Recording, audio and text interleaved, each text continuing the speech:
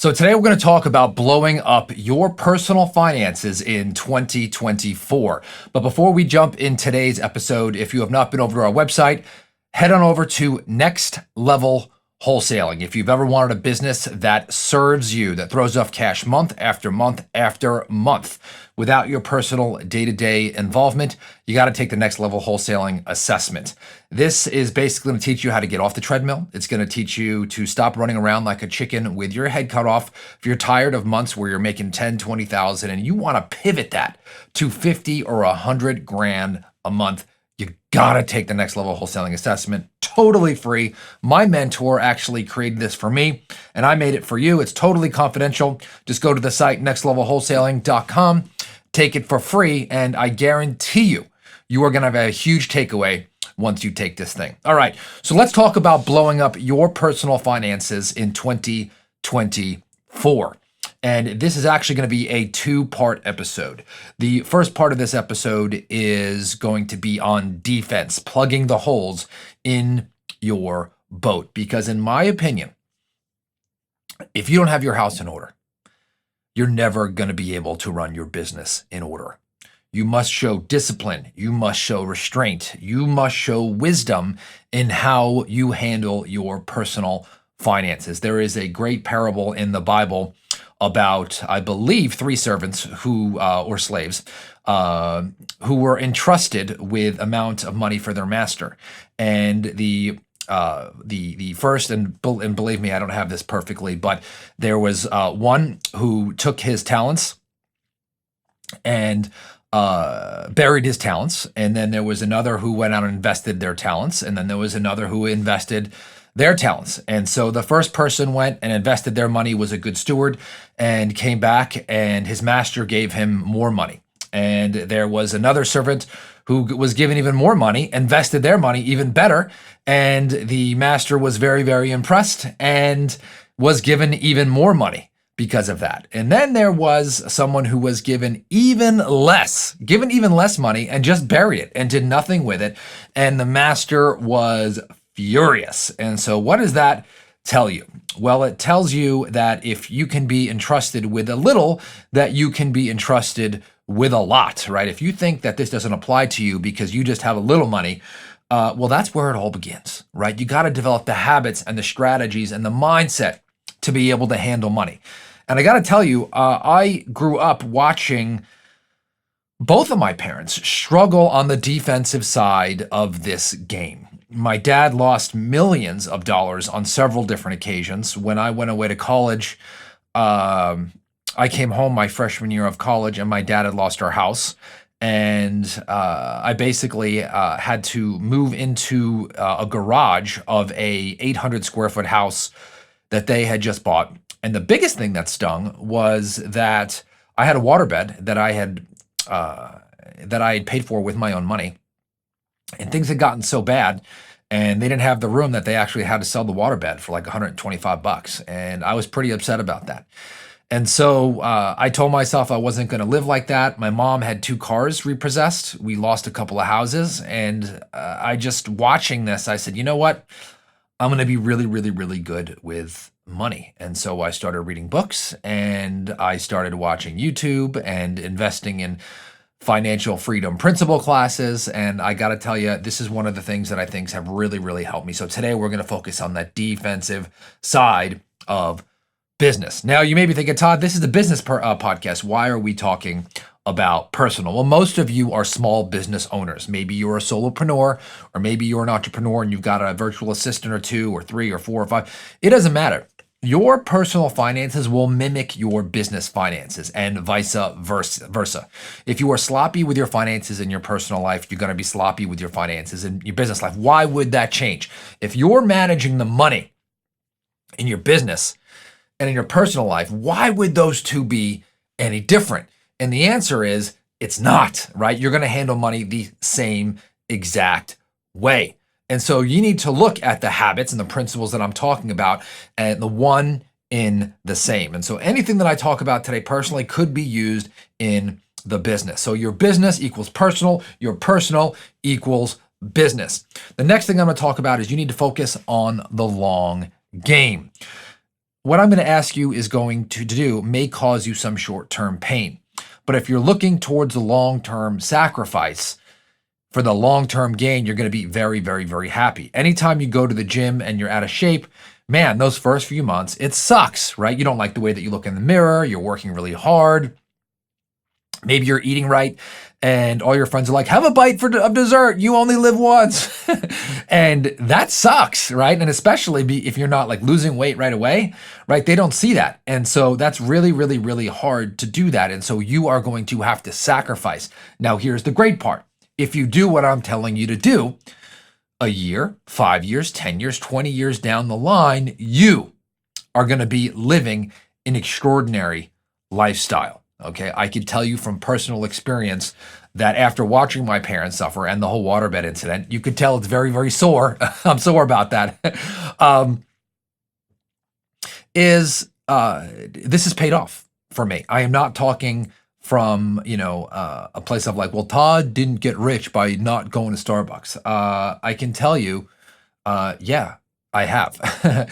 When I was in college, I had roommates, right? When I got my first job in college, I rented a condo by the beach in someone's house, okay? When I could have afforded to rent my old place, right? I bought my first piece of real estate when I was renting a room out of someone's house, if you can believe that. So I practice what I preach. I've only bought one new car my entire life, okay?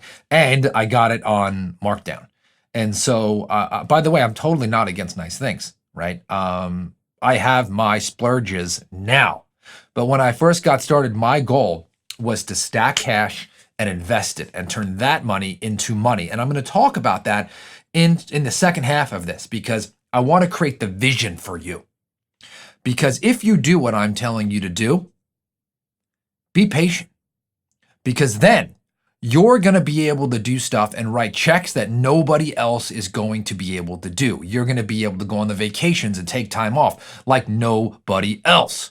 Okay? You are going to be able to do that. You're going to be able to send your kids to college if you've got kids and have them graduate college with no debt if that's what you want for you. You want to buy your wife a huge diamond ring for cash on your 25 or 35 or 45 year engagement that costs 50 grand? Go for it. All right? But it's going to take this kind of sacrifice. Fast forward, I've been investing for 20 years, right? I can do those things. And that time is going to pass either way, right? So either you're going to invest now into yourself, into these habits, or you're going to pay the price later. Okay, so that being said, remember, this is going to be sacrifice. So the number first tip, but the third thing I'm going to talk about today is you got to spend less than you make. And you're going to be like, oh, Todd, like I haven't heard that before. Well, let me tell you, I'm going to stop saying it when you start doing it. Okay, you must spend less than you make. Period. Now, if you're like, Todd, I can't. That's impossible. Well, that's not really true, right? Because if you can't spend less than you make, it just means that your lifestyle is too high. Let's assume for a moment that you made $80,000 last year in your wholesaling business. And you're like, oh, Todd, and I'm talking net. Excuse me. You made $80,000 a year in your wholesale. You know what? Let's be generous. Let's call it $100,000. Okay, you made $100,000 in your wholesaling business, and you are going to have to pay, I don't know, 30% of that in taxes at least. So now, and by the way, it's probably more than that if you consider state taxes. But let's be generous. Let's call it $70,000 a year, right? You are at basically $6,000 a month to live on if you're making $100,000 a year in your real estate business. So you should be spending, and I'm telling you this right now, no more than 25% of what you made on rent, okay, or owning your house or your mortgage payment. Okay, so basically, if you're spending more than, $2,000, you are in trouble. Okay, now you're like, Todd, that's impossible. Where I live, there's no way I'm going to pay rent less than $2,000. Well, that's good. Now you know, because you are on a collision course. Houston, we have a problem. So By the way, you want a nicer place? Hey, I'm all for it, but you got to make a hell of a lot more than $100,000 a year to be able to do this. And so I'm going to talk about that in the second half of this episode, because that's the power of this, right? Some people are going to scrimp and they're going to save, and they're going to try to save their way to wealth without the offensive portion. Okay. And I believe you have to have both, but you got to start with the defense, because if you don't do this defense, you're going to gradually increase your spending, and you're never going to get financially free. So spend less than you make. So how do you figure this out? Well, at the end of the month, you got to take what you spend and actually figure that out. So if you're using a debit card or a credit card or a checking account, you need to do that for your personal finances. Put it in an Excel spreadsheet and get it done. If you don't want to do it and your spouse can't do it, then hire a virtual assistant to do that for you. Simple as that. Okay, so the average car payment is around $700 a month. And don't quote me on that. It's probably a little bit less, might be a little bit more. And the crazy thing is that you have people making $100,000 a year, basically with a $700 a month car payment, and they have a $2,000 a month house payment, right? That's not including food and gas and insurance and their clothing and all the other expenditure, never mind savings. And so my question to you is, before you've got a ton of money saved, you should not be driving a 60 or a 70, maybe even a $50,000 a year car. Here's the funny thing. I have a cleaning lady that helps us clean our house once a week. She drives a newer car than me. If you pull up to the mobile home parks that I own, I can tell you that 30 to 35% of the people who there drive a newer car than me. Hey, I've got no problem if you want to drive a new car, but you should have enough in the bank, right, that you stroke a check for it and it doesn't even make you wince. Okay, you should be able to write a new check, a check for your car, right? Pay the entire amount for that car without wincing. Otherwise, you got to go through the sacrifice. Okay, look, you want a Land Rover, you want a Porsche, you want a Lamborghini. I want all those things for you if that's what you want.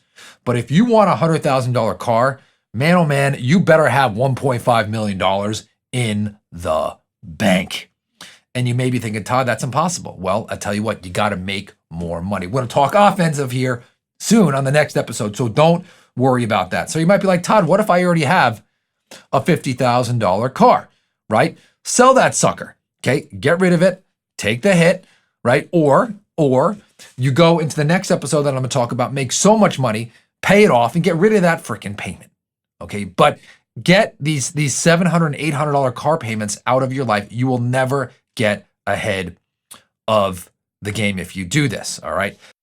So here are the biggest expenditures where I've seen private clients who come to me beforehand and need to turn things around. I see too much money on cars, too much money on houses, too much money on clothes, watches, eating out, and entertainment. Now, my wife, okay, and I always put this out there because, and by the way, and vacations. Again, you can have all of these things, but you're not before you're ready. You cannot have the cake before you earn it. You got to go out there and earn it.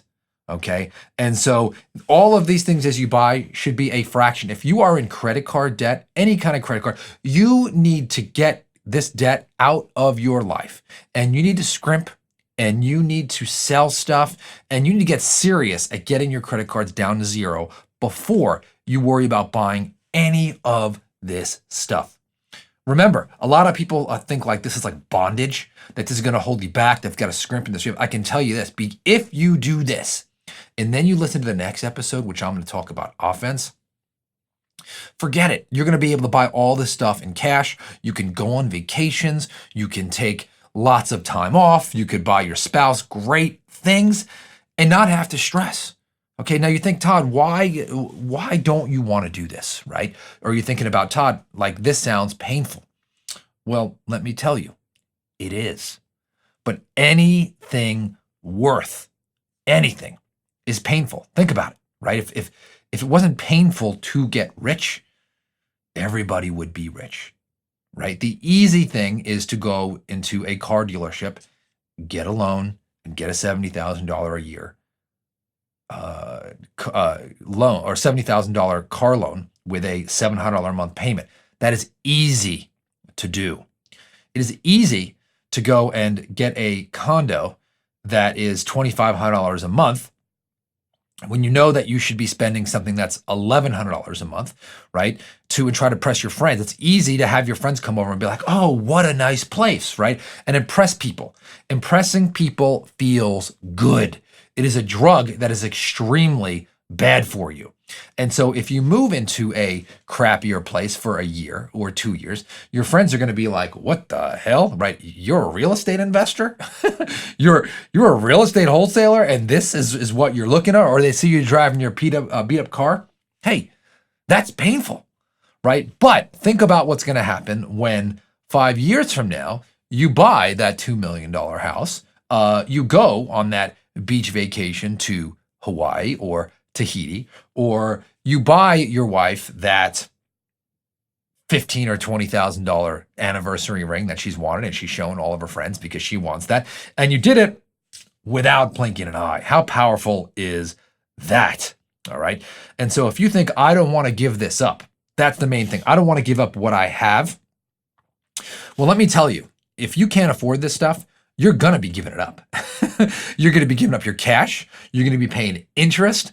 You are going to cause stress, and you're never going to get to where you want financially. You're never going to earn those things, and you're going to lose what you have. That is a promise. You're going to give it up. It just matters when and how, what your life is going to look like 5 years from now. Okay, so I want to encourage you because I want you to have all these things. Okay, that's going to be part 2. And life gets really, really, really, really exciting when you could do that. This podcast is going to shortcut that for you.